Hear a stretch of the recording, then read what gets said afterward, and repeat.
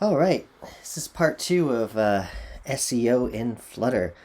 Um, this video, I am going to take the approach as if possibly you haven't watched the first half. And that's okay because this is kind of the real meat and potatoes of how do we actually add, dynamic SEO and open graph and that kind of stuff to a single page application like Flutter.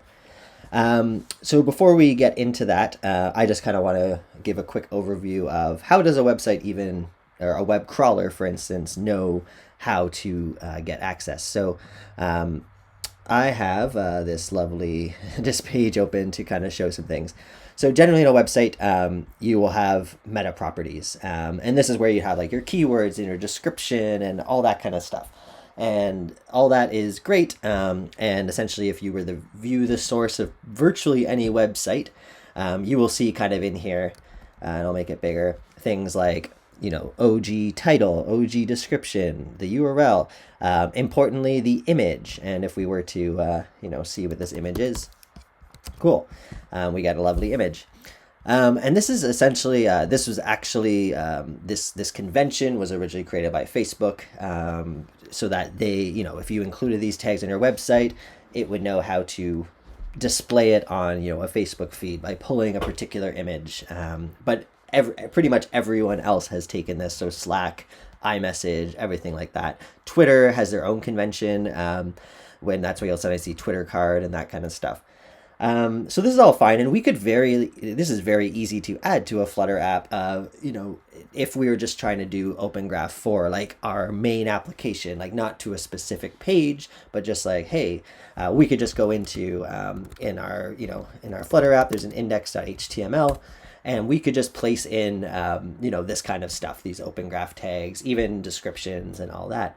But the problem is, our web app is going to have multiple pages, and there's actually no really like easy way to because Flutter is a JavaScript interpreted application.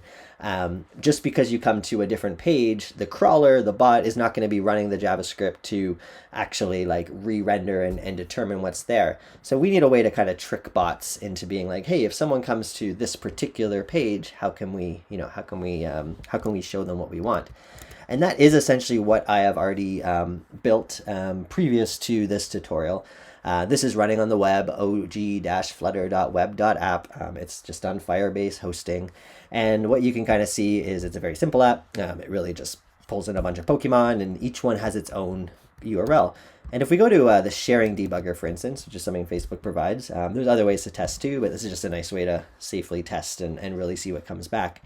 We're actually going to see that even though it's a single page application, it is going to slowly but surely pull in this information. And this all gets cached by Facebook and everything's great. And it's pulled in an image, it's pulled in the name, and it's pulled in this. Now, how is it doing it when really if you view the source of our Flutter app, for instance, I can view the source even of this page, and it's going to be the exact same source no matter what. We will let this load. And you'll see it's pulling in these. There's nothing here that says like, Squirtle or anything like that. And you'll see why in a bit. And it's basically because Flutter is it is a single page application. It's not, it's essentially, if you were to look at the code of this, it's loading. There's not much info here than the title. And again, we could very easily at index.html add some things, but it wouldn't make it dynamic based on the URL that you're at. I also want to mention that, especially this part of the tutorial, is not even entirely 100% Flutter specific. This is something you could do with Angular. This is something you could do with React. Now, there are things in place for those libraries. For instance, React has something called Gatsby, there's been a project created called Gatsby that essentially does a lot of the this kind of stuff. It's called server-side rendering. Angular has something called Angular Universal, whereas a lot of traditional websites, something built in WordPress, doesn't even have to care about this because each page is actually rendered server-side, and the dynamic HTML is sent to the client on every request. So how can we do this with Flutter? So what I'm going to do for the next 5 minutes, and those who have watched the first part of this, feel free to skip 5 minutes ahead. I'm going to do a quick overview of what we have built so far in the last video. And so far, aside from setting up dynamic pathing and that kind of thing, there's nothing here that's like, if we were to even deploy this right now, we wouldn't have anything dynamic. We would just get the standard, what we saw when we viewed source. And Facebook debugger just be like, oh, I don't know what this is. Like, it's just whatever you put in your index.html. So basically what we have is just an app that lists the Pokemon using the Pokemon API.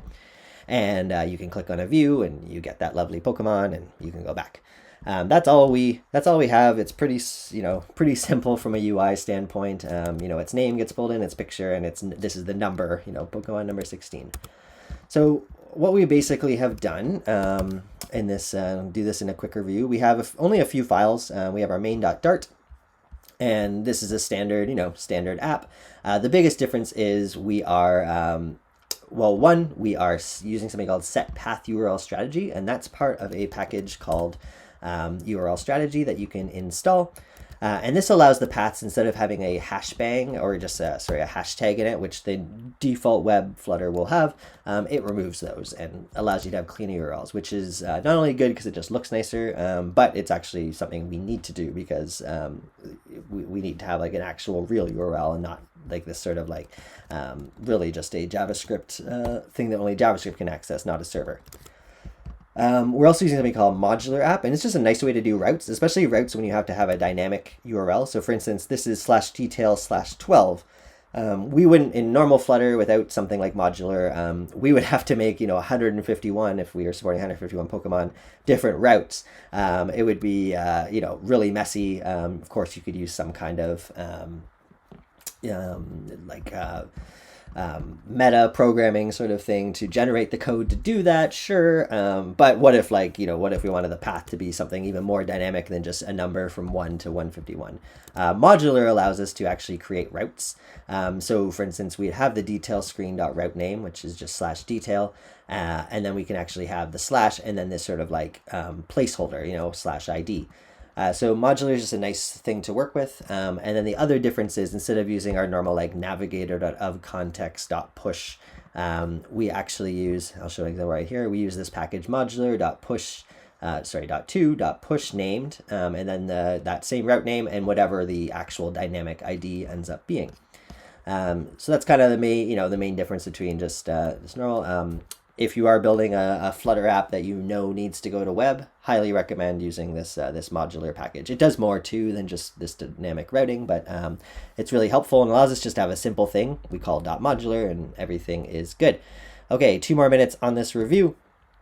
We built a pretty basic API service that essentially goes and calls our Pokemon API. We are using something called pokeapi.co. Check out the docs. It just allows us to essentially make an API call to get all Pokemon, or however many we want, and then subsequent calls if we want to actually retrieve more detail about a particular one with that ID. So in our list screen, this is our primary screen. It just has a route name of /, which is why when we're here, we get this. We just get the list screen. Everything's good. All this is doing is, when it initializes, it is calling our API service that we made, setting some state, all the results of that. Assuming it's not loading, it will then go in here and do a list builder. It's using something called item card that we made, and this is just a simple list tile with the Pokemon's name, a little chevron, this guy here, and then the on tap, which we talked about. The detail screen itself is pretty basic. We can get rid of some of these print things here, but we call that same API service, but the detail passing in the ID, and we're able to get that ID because in our route, this route modular thing, we have access to the args, and we actually pass in that ID based on that argument right there. Again, I'm going through this quickly because this is kind of the just the foundation for being able to prove our proof of concept. But please watch the initial video for a lot more detail. And yeah, this just really has a column with the image of the Pokemon and the number of it and its name, which just comes back from that API response. So there's our review. Let's get into it. So now that we have sort of a working application, in order to, in any case, support and test out, okay, are we pulling in this stuff? We need this to run on a web server somewhere that's accessible on the internet. I don't want to just open up a port on my computer and let Facebook come. So we're going to put this somewhere. So we will be using Firebase. And we will be able to totally get within the free tier of Firebase with, for this example project. So don't feel like you have to pay. As long as you have a Google account, you're good. This isn't a full, tutorial on Firebase, but we will be touching, the two aspects that we need. So I'm going to create a new project, and we're going to call it Pokémon Flutter. Oh, you can't have underscores, so we'll just call it Pokémon Flutter. Looks like there's already it's fun when you can see that it's already taken, because we could probably see what's actually there.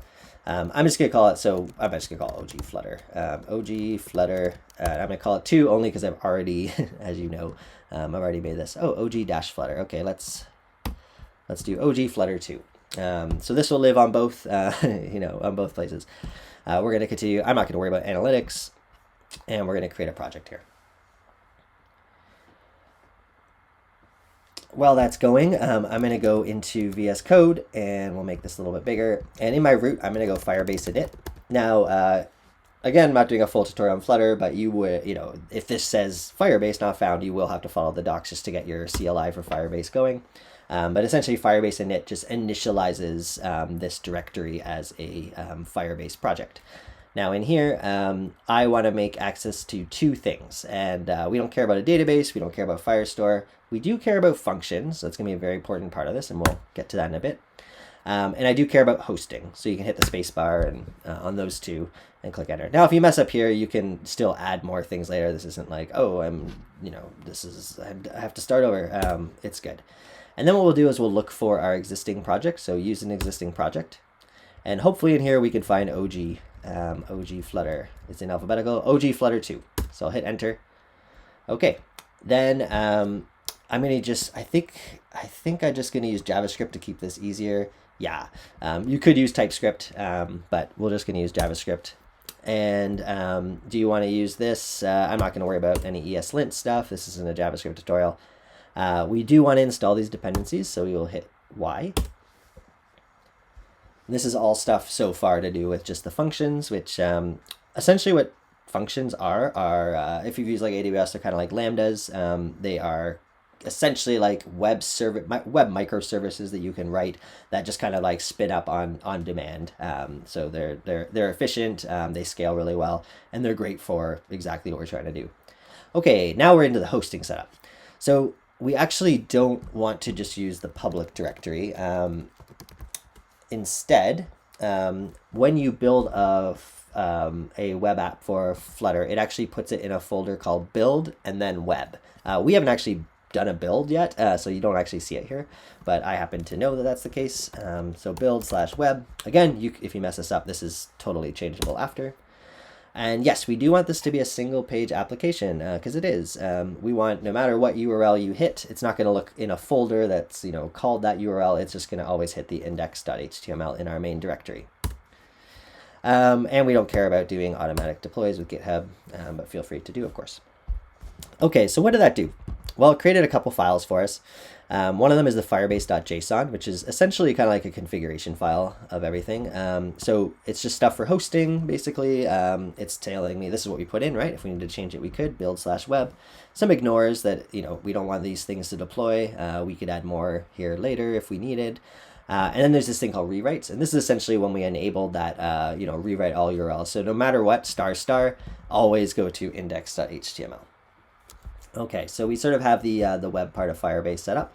And what we can actually run now is Firebase, and I'm going to do Firebase deploy -- only hosting, because I don't want to deploy any functions yet. We don't even have any yet. This is just a quicker way to do that.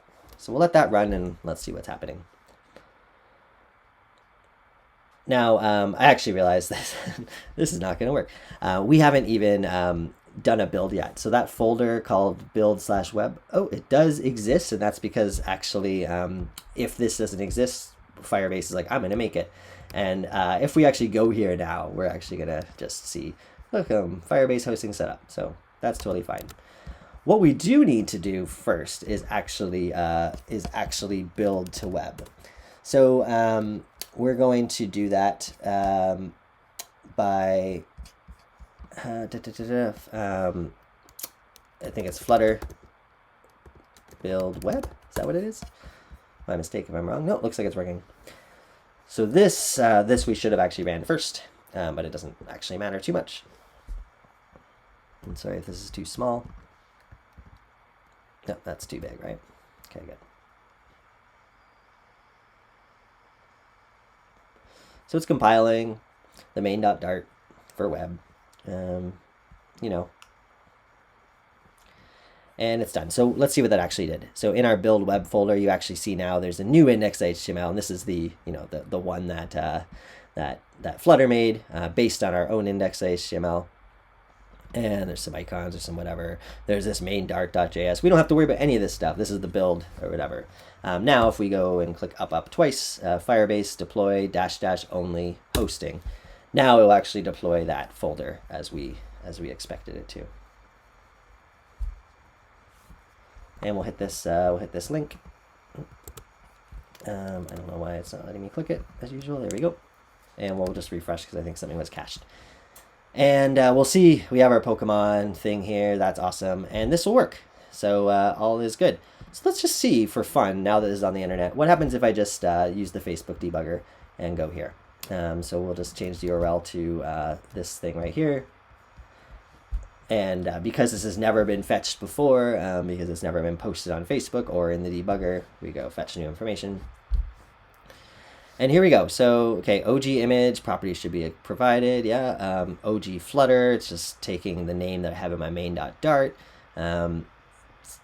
It's getting this description, and where's it getting that from? Well, in our index.html, we probably have that description somewhere, I would guess. Yeah, there it is. Look, there's a meta tag right here for description, a new Flutter project.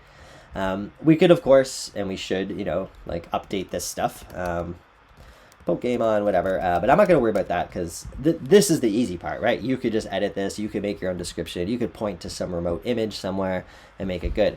But the whole point is, how do we, you know, this was a dynamic URL. How do we actually make this work? So let's figure that out. So the first thing I want to do is, you'll see that we have also a functions folder now. This isn't a Flutter thing. This is a Firebase thing, and we enabled functions. And we're going to have an index.js, which, you know, is just kind of like empty here. So this is, you know, a little bit of JavaScript code that we're going to have to write here, but it won't be too tedious. And it's just how we're going to parse this. The plan is that we want to essentially detect if a bot is coming to our website. And if they are, we are going to actually call that Pokémon API based on the parameter and get that information that we, you know, that we so desire, and render something different to those bots. So in order to make this work, there's a few things we need to install. I'm going to go into the functions folder, and we are going to go npm install -- save. I want to install Axios, which is just a this is kind of like the equivalent of Dio in Flutter, to make requests. So we'll just do npm install -- save Axios, and you'll see that the package.json inside functions should now have a dependency for Axios. Similarly, there is something called device detector that we want, and this is so we can actually, you know, parse bots.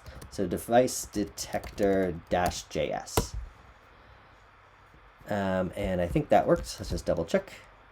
Device detector, it's in there. Great. Okay, so a little bit of JavaScript code. I'm going to get rid of all these things here, and we are going to be importing some things. So first of all, we want to require something called file system, FS, because we want to be able to access some files. Sure, and we'll see in a bit. We're also going to import Axios, and we can just do that by requiring, requiring Axios. And then we're going to import something called bot detector, which this is like a class, so I'm doing it as uppercase here.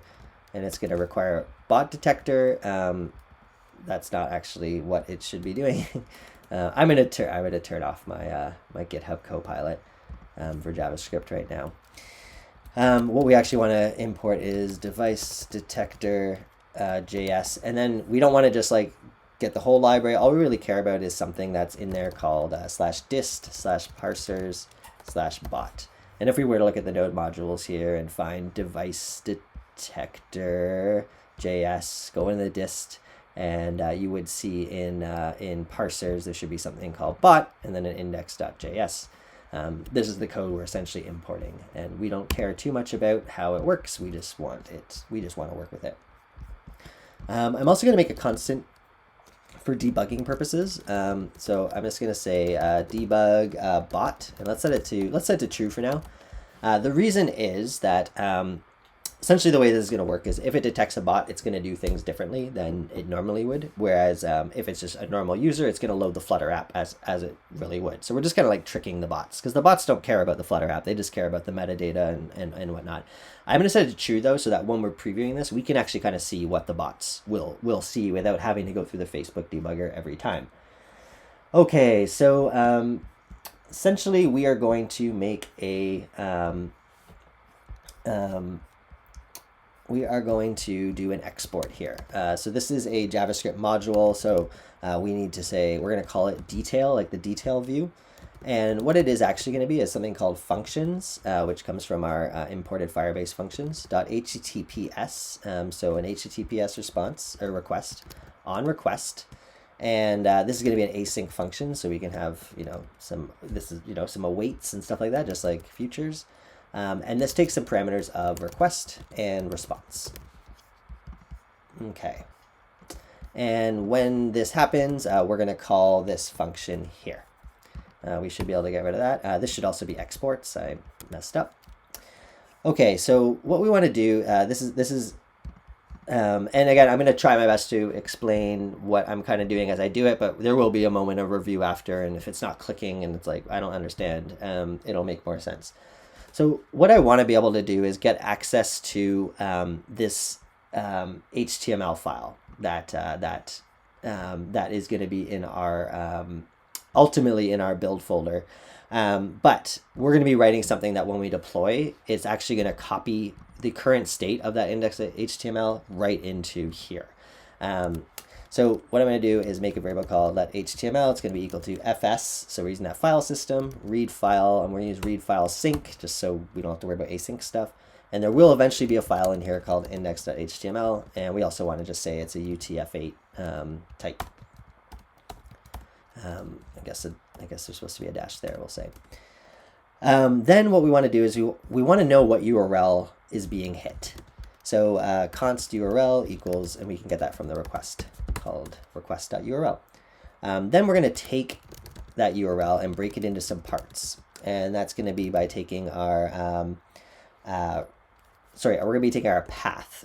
So request.path.split. So the path is like the URL without the domain. It's just like the slash, whatever sort of thing. And we want to break it up by every slash so that we have different components. And we know that our ID is going to be found in the URL parts. And then whatever the length of URL parts is, dot length, I forgot an equal sign here, so everything's confused. -1, because index is started at 0.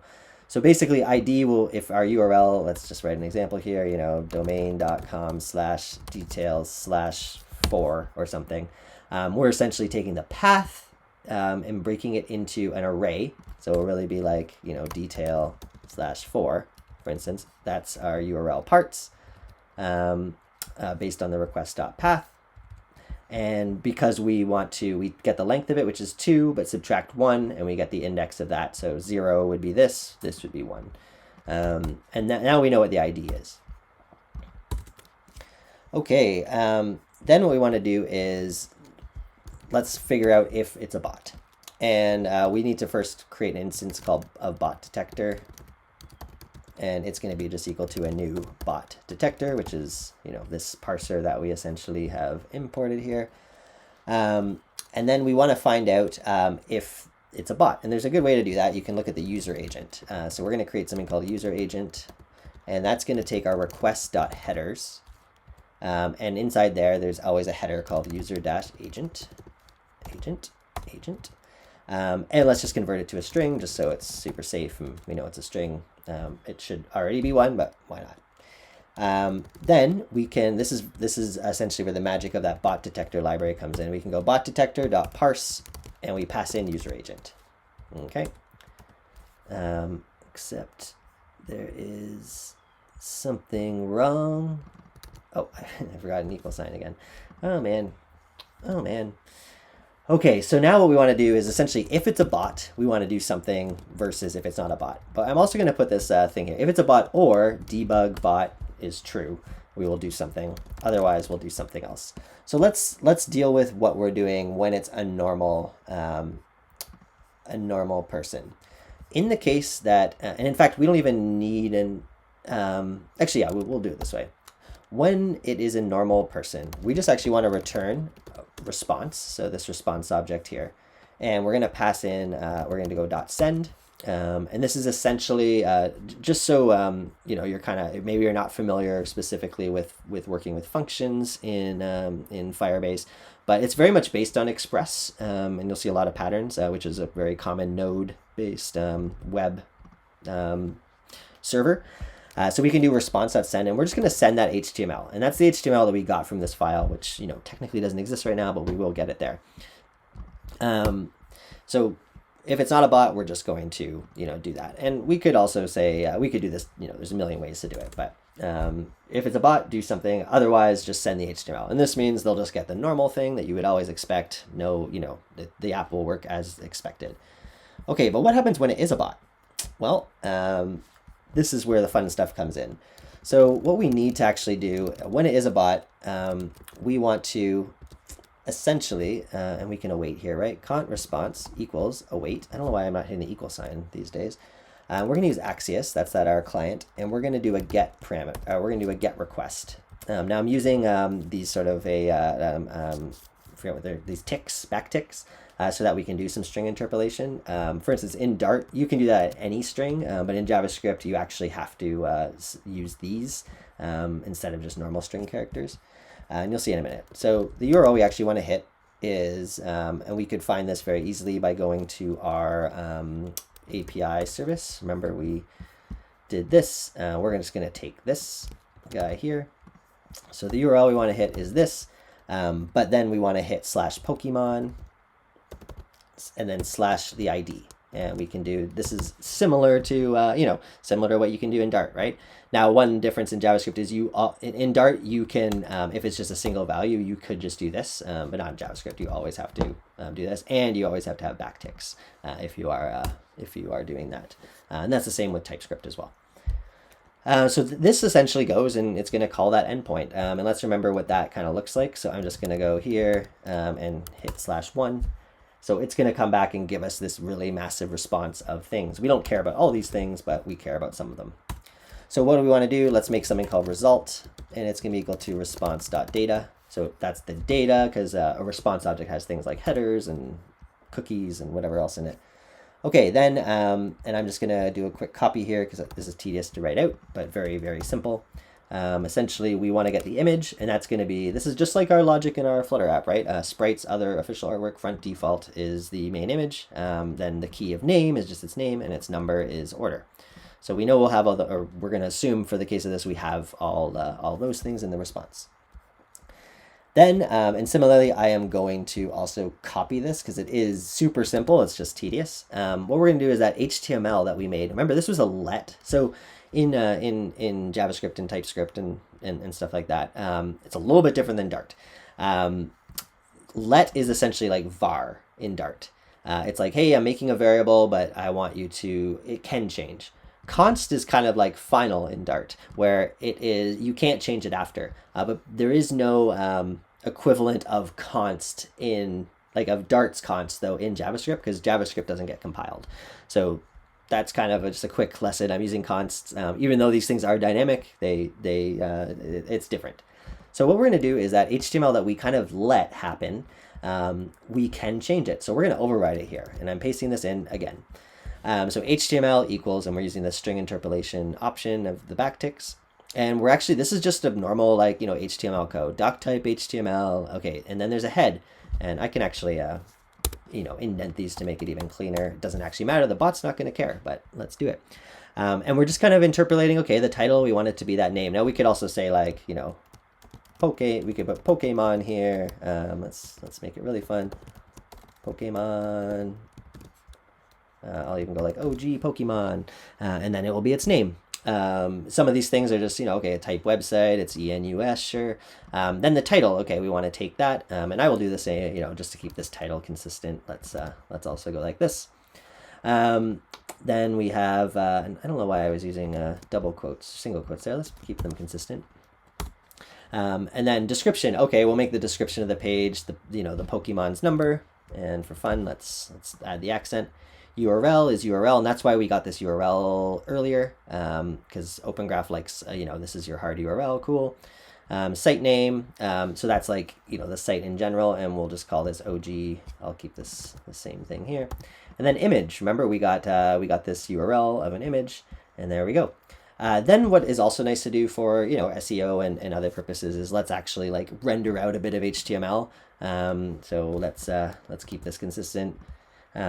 So that if the bots have a keen eye and really want to see that there's content, they will see this. And this will just be, an H1 saying OG Pokemon, an H2 of the Pokemon's name, a paragraph saying its number, and an image with, that image right there.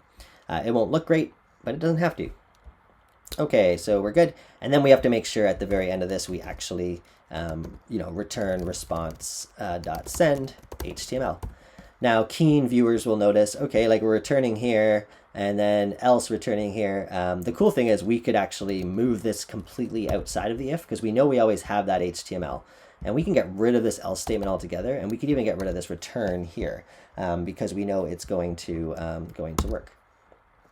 One other thing I just want to do is we are essentially making an API request here. Things could go wrong. So I'm going to wrap all this in a try, and this is exactly like in Dart. We put a try, and I'm going to put it around this whole thing here, and we can do a catch, and this will get the error. And let's just console log the error, and you can console log in Firebase. It doesn't show up to the end user; it shows up in your own logs. And then in here, let's just, if there is an error, let's return response.send HTML, which in this point, in theory, would just be the HTML that was originally in this file. So at least we're kind of like, it's not going to hang and whatever. Okay, so this is almost there and coming together pretty well. We're only a half hour in and really only 20 minutes in, so I'm pretty happy with that. Now, I mentioned like we need this file to, to essentially exist in this. So we need a way to, we could just, copy and paste when we deploy this every time, but that's kind of messy. So how can we do this? So what I would like to do is we're going to make what's called a make file. And make files are awesome. I mean, if for Unix at least, I don't know how it works on Windows, but you could do this. Could also be something you do in any kind of script. It could even be a bash script. But what I'm going to do is make a new file. This is in the root now. We're not in our Firebase functions folder anymore. And it's just going to be called makefile, no extension, anything like that. And in a makefile, you need to kind of describe what it can do. Makefiles are awesome, and they're like, I don't know, I just like using them for things like this when you have like a command that you want to run without right from your terminal. So we're going to have two different options, build and deploy. And this is kind of like a YAML file in the sense that it's not quite YAML, but it's sort of like this convention that will look similar to a YAML file. So whenever we build, we want to run Flutter build web, obviously. And then, this is the magic, and it's not that magical, we're going to copy whatever's in the build folder, web, index.html, and it's my Copilot is trying to help. But we actually want to copy this into that functions folder that we have, /index.html. And that's great. And essentially, I can actually run, I'll go back to my main directory, and I can run make. So you just type the word make, and then the command you want to run, make build. And you're going to see make build is up to date. Okay, I think that's fine. Was that just because nothing has changed? Let me just see. Flutter build web. Make build, and then the other one, deploy, we're going to make, and it's essentially going to do these same things right here, but lastly it's going to run Firebase deploy. Something was weird with that. Let's just, what did I do wrong? Build is up to date. Okay, I realize I think build is is possibly a reserved word in a make file. Let's just try. I changed it to BLD for now. Yeah, there's probably a way around this, but I'm just gonna call it build. And in fact, we're rarely gonna just run build. We'll usually want to just run a deploy. So what's happening right now is I'm running build, and it's just doing this Flutter build web, and then it's doing this copy. So we'll just let that go and make sure that things go as we expect. So right now in our functions folder, there's just our index.js, everything's good there. We should see at the end of this that an index.html showed up, and that was just that copy. This is just, the copy command in terminal. And you'll see that it copied literally a version of the built version. It should be a 1-to-1 ratio. And this just means things will always be in sync. So let's do a deploy now. I could, of course, run deploy, but these two things have already run, so I should just be able to go Firebase deploy, and we can save some time. And let's just see what happens.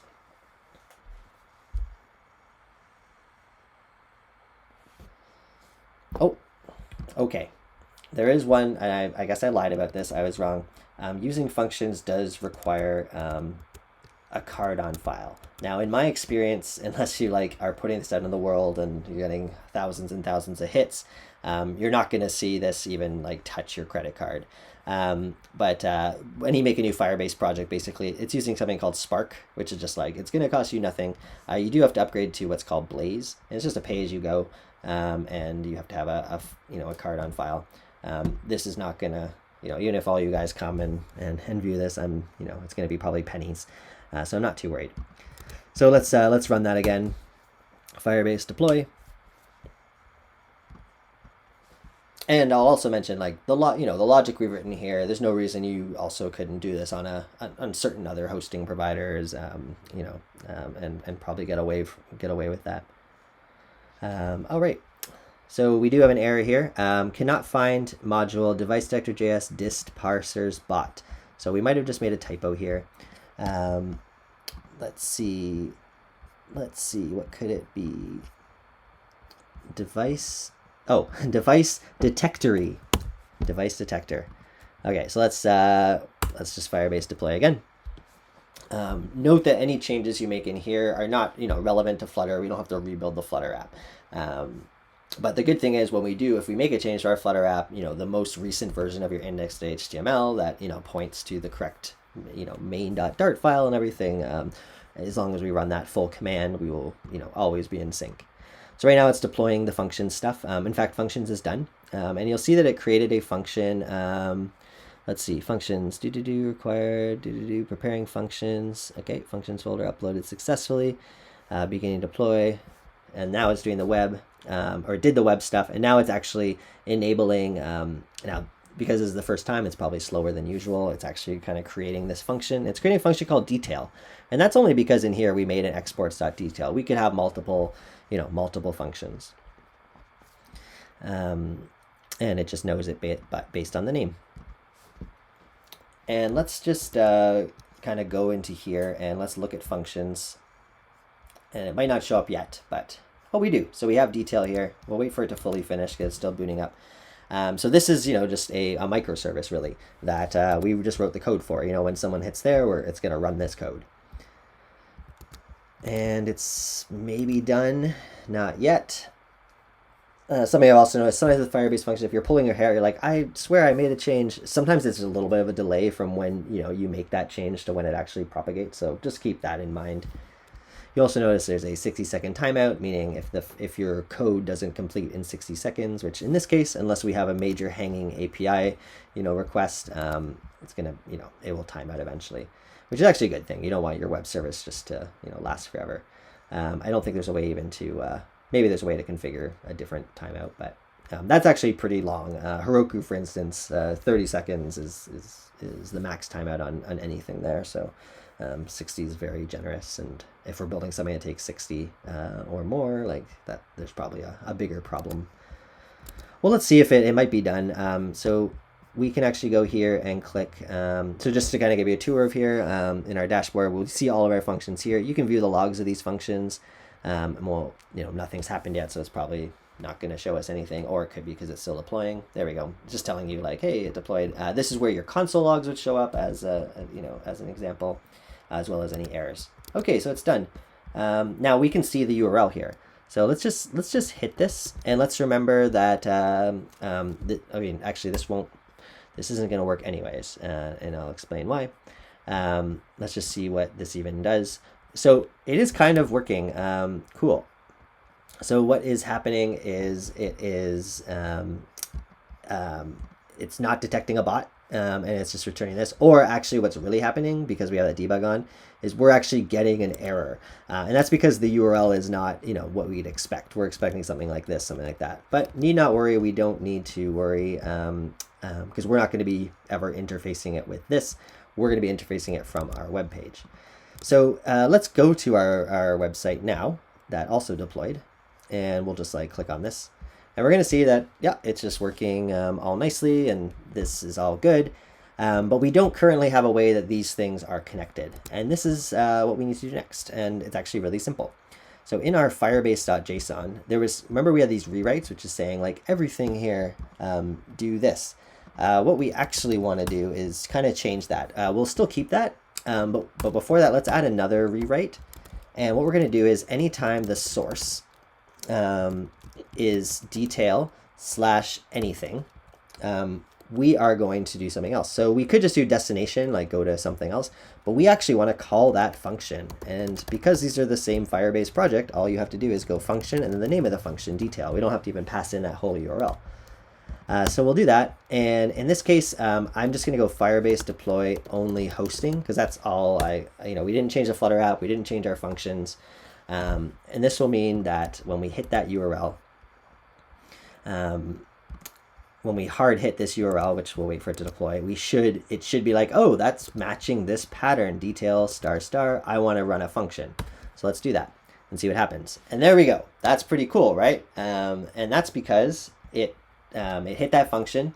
It detected a bot. Now, the only reason it detected us as a bot is because we have this debug bot on as true, so that we could do this. And if we view the source of this page that's being kind of rendered on the fly by that function, that's that code that we wrote. All right, awesome. So let's turn off debug bot just to see how things go in real life. So in this case, I need to deploy. I really only have to deploy functions, so because we just made a change to the function. And this will take a second or two.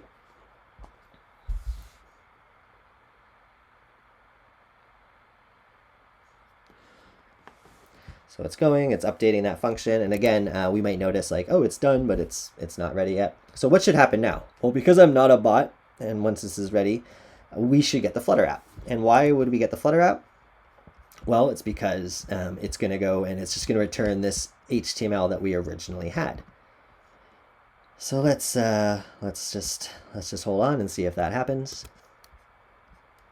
Do.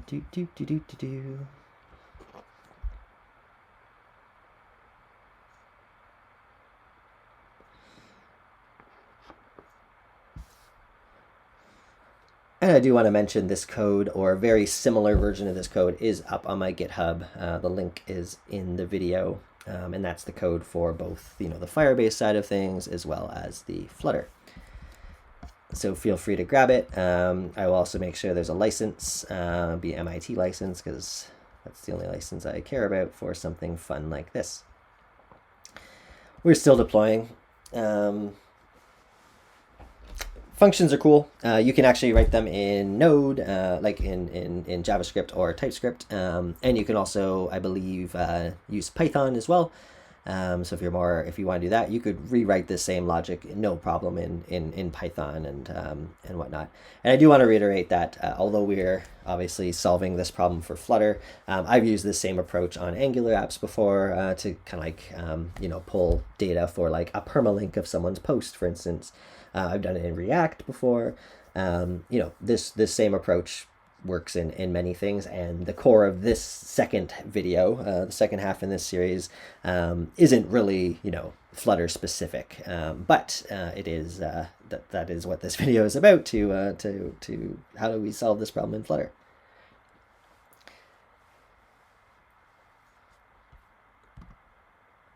I was about to pause the recording, but it looks like it finished.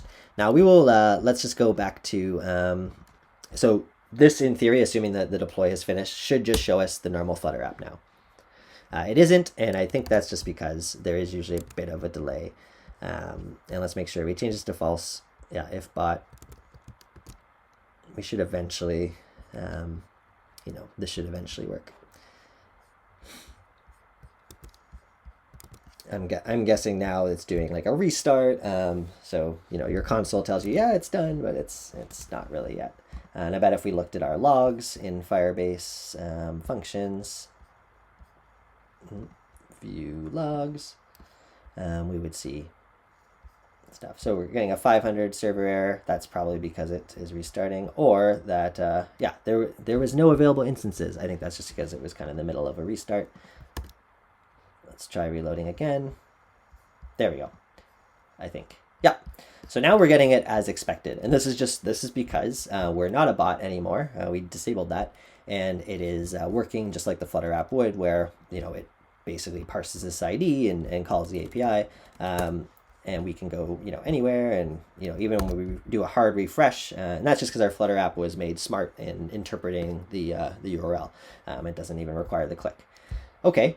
So is this solving our problem? Let's find out. I'm going to go back to the sharing debugger with Charizard, and actually let's change it to let's go to Charmeleon. It should be this is 6, so let's go to 5, which should be Charmeleon.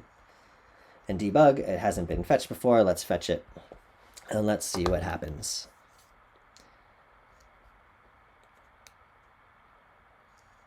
And we will wait. Facebook bot is going. And there we go. We're getting Charmeleon. So that's it. We're done. Essentially, as a quick review, we are in this JavaScript code here, detecting if it's a bot. And we didn't really write any code to do bot detection. It's just in this library that I recommend you would use for this. I'm sure there's other ones. And when it is a bot, we are actually calling that API server side to get the information we need and rendering different HTML. So when I view the source of this site as just a normal person, I'm getting the Flutter app. But if I was viewing the source, and we looked at this already, I'd have to disable bot to show you again. We're actually just kind of seeing that metadata, and that's of course what Facebook is seeing. Similarly, in Slack, for instance, I realize I'm looking at the old version. Let's actually look at the one that we built. In a program like, and this is true for iMessage, WeChat, whatever. Let me just pull my Slack window. I'm going to paste the same URL in here, and it actually is, look, pulling it. It's got this, it's got that. So this is pretty cool. It's obviously something that if you had a really complicated app with many different things, you would have to essentially create different patterns. This is the one just for that detail view, but you might want one for, maybe there's a whole other part of your Pokémon app that's about the various trainers or the different games. You would have to, kind of configure, these different things for all the different dynamic pieces you want. But to me, it's, rather than building a website, a web app completely with like server-side rendering, this is a great thing that you can kind of layer on at the end of a project to get that final, that final touch. So I hope you learned a lot. Again, this is, although this was specifically for Flutter, a lot of the stuff in this second half could be applied to any, single page application, Svelte, React, Angular, and obviously all of those kind of have a solution already for that. Angular has Angular Universal, React has things like Gatsby and many other things, and Svelte has SvelteKit.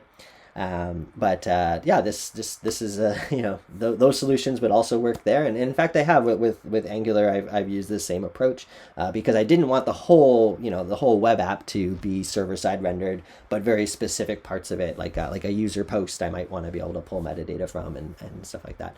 So again, this is up on GitHub. I have a version, it's not identical to this because it's already on GitHub at the time of this recording, but very, very similar to what we coded in the last two videos. Hope this is helpful, and I hope this also helps show Flutter as something that can be used on the web, maybe more than people are talking about right now online.